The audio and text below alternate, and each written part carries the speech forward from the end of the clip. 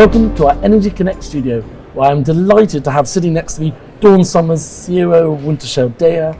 Thank you so much for making the time in your day to join us on this last day of EGYPS 2022. Julian, it's an absolute pleasure to be here and also to have the time to have a conversation today, so much appreciated. Yep. Yeah, and nice to meet you in person as well. We've done a few virtual things. So, yep, very nice. Look, let's just start off. Wintershall Dea, you're a leading oil and gas company, but what's your future plans for Egypt? Yeah. So great, lovely question. And so yes, we are. We call ourselves deliberately actually a gas and oil company, because our focus is very much on gas, which is a big topic for today, and also gas for tomorrow. Yeah. In terms of its role in the energy transition, and we talked a lot about that here at EGYPS. But Wintershall Dea's plans in Egypt particularly is we've been here for 45 years, or actually a little bit more than 45 years, and we are really proud to be a trusted partner here in Egypt, and we are not going anywhere. Our intentions are to stay, and right now our focus is on our existing operations, which, as you will be aware, we are a partner to BP in the offshore West Nile Delta project, which is doing really well. We started up our Raven field earlier last year, which is fantastic. We're also focusing on our onshore Nile Delta and our operation with Dusuk. And we also have an exciting exploration program at the moment where we're drilling between 5 or 7 wells, which hopefully will be a positive outcome that we can tie back into our existing infrastructure. So Egypt remains a core region for us, and we want to continue to look for any value accretive opportunities moving forward as well. Yeah. Good. Well, on sort of opportunities, what's Wintershall Dea's insight for Egypt's transition into a regional energy hub? Yeah. So this week at EGYPS, I was extremely inspired at the opening ceremony, where the Minister and the President both reinforced that gas will play a key role in the future of Egypt and also in achieving climate neutrality, which is great. Also, that Egypt want to play a big role in technology development in terms of the energy transition. And importantly, the collaboration between the Eastern Mediterranean regions, because I am an absolute believer that we will not be able to deliver climate neutrality when we do it in silos. So collaboration across different countries is extremely important. And that fits perfectly well with Wintershall Dea's strategy, and that we continue to deliver our gas-weighted portfolio, and that our energy transition strategy around achieving net zero by 2030 is completely aligned with what Egypt has in mind. So I believe that Egypt has the political will, it has the assets, it has the infrastructure, and it has the collaboration, and I think it will be a win-win and a great platform to spring from, Julian. Super. And you mentioned there, there's a global trend for cleaner environment, and what you just touched on there was Wintershall Dea's plan in the region for energy transition and emissions reduction, which is quite a big push, isn't it? Yeah. So the good thing is we have a plan.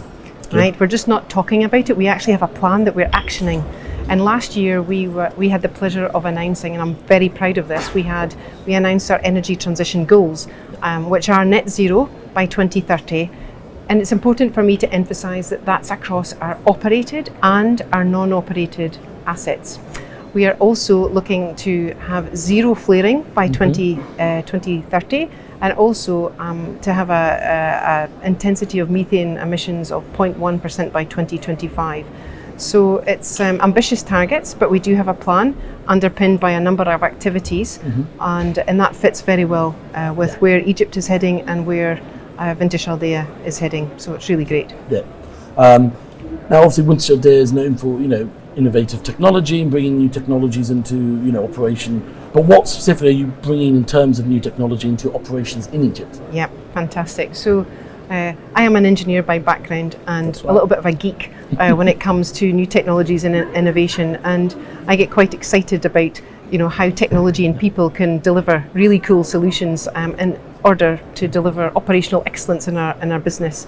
And here in Egypt we have a number of technology solutions. One I can mention is a collaboration that we had with IBM to develop an advisory tool in our exploration program that basically takes all the data from the exploration sort of efforts and helps us to make fast and efficient decisions so that we can deliver on our exploration program in a more efficient way. So it's quite exciting. So technology plays a really important role in delivering our business, but also for our energy transition of the future.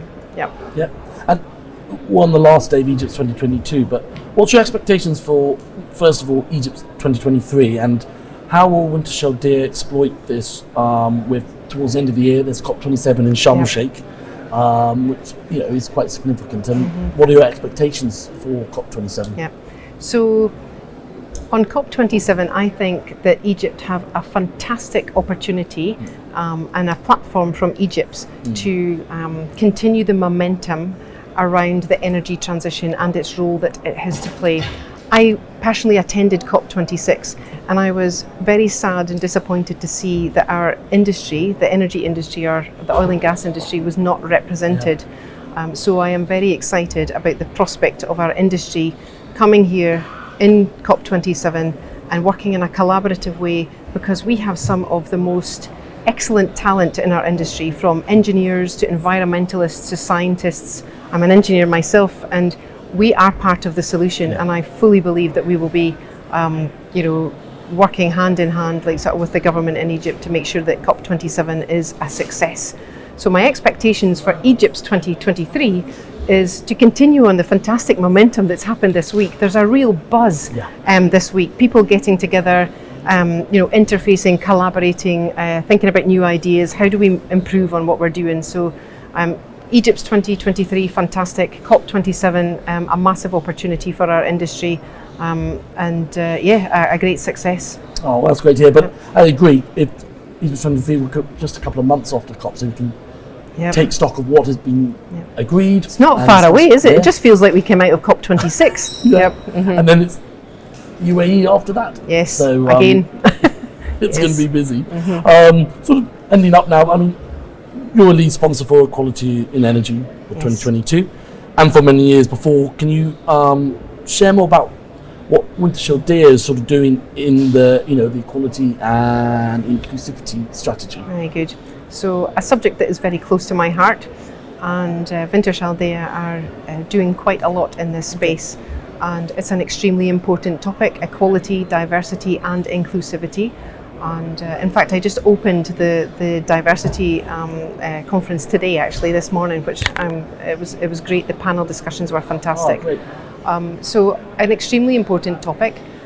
Much being done in the MENA region, more to do. We still have significant gaps from an equality perspective, and my push and my request of everybody as leaders and as different companies across the MENA region is to encourage the space and the environment for people to be the best that they can possibly be every day, and such that they can reach their full potential. Create that environment that we all have an obligation to create.